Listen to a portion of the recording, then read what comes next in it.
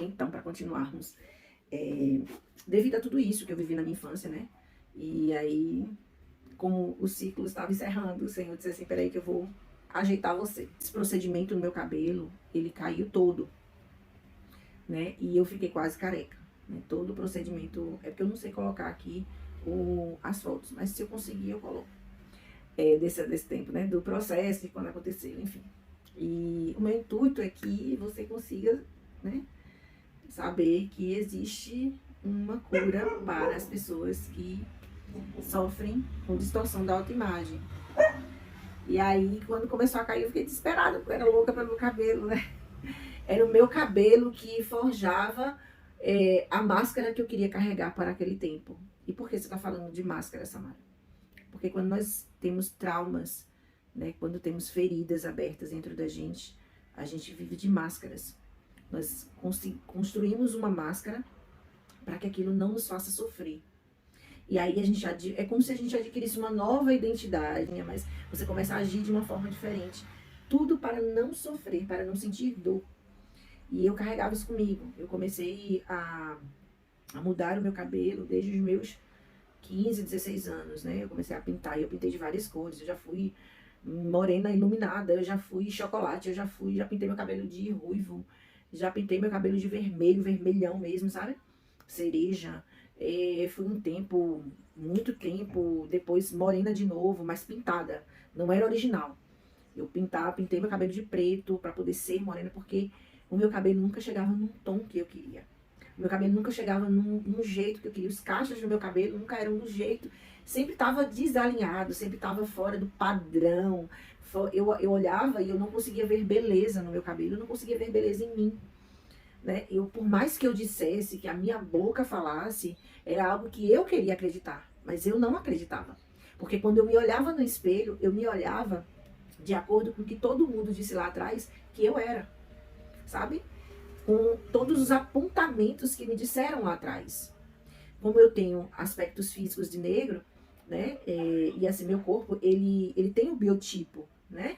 Então eu ouvi muita coisa do meu pé, da minha mão, do meu corpo, do meu cabelo, do meu bumbum, né? Porque tudo que condizia a isso.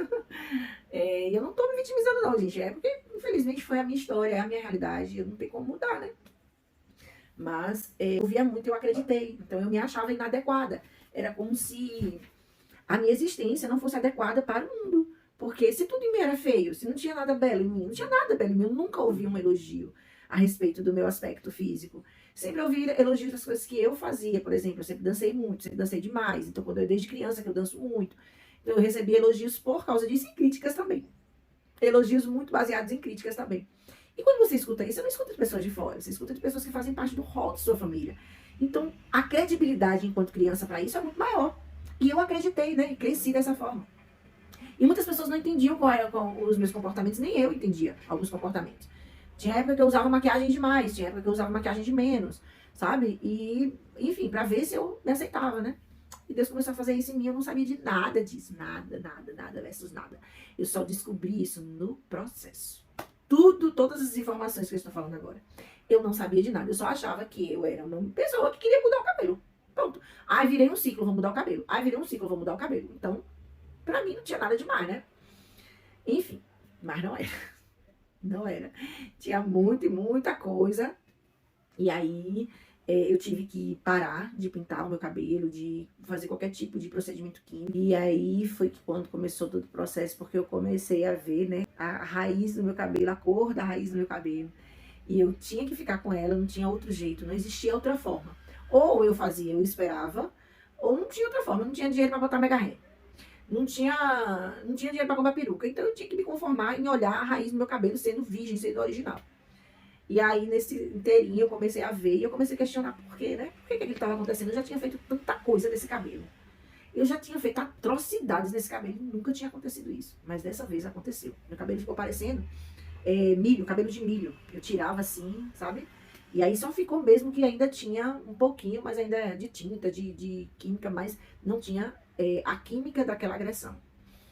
E aí eu comecei a ver, o senhor começou a trabalhar, e eu tentava tomar vitamina, né, devagar, um processo lento, e eu olhava pra mim, eu me achava ainda mais feia, pra piorar a situação. Engordei muito depois que eu tive os meus filhos. Eu fumei durante 15 anos. E assim, eu tive os meus filhos, foi a diferença de 1 ano e 2 meses de um para o outro, né? Pra eu ter, pra nascer. Mano, meu Deus, eu não sei como é que eu vou fazer isso, não. Então, tá, se uma pessoa for curada, pra mim tá bom. Então isso era algo que me traumatizava muito, muito. Eu fumei durante 15 anos. E depois que eu tive meus filhos, que eu aceitei Jesus, eu deixei de fumar. E o vício, ele é uma compensação de uma falta. Hoje eu sei disso, eu não sabia. Eu só achava que era porque eu gostava de fumar, mas é uma compensação de uma falta. Então, como eu tirei aquela compensação de uma falta que já existia em mim, o que foi que eu fiz? Comecei a comer demais. E eu nunca gostei muito de doce, mas eu comecei a ir direto para os doces, para o açúcar.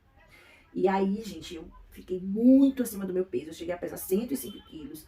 E eu ficava desesperada. Isso mexia muito comigo. E eu vivia também num processo de um relacionamento que mexia muito com as minhas emoções, né? E foi bem complicado. Mas nesse processo de desconstrução e construção da identidade, o Senhor restaurou tudo, que eu quero compartilhar com vocês, né?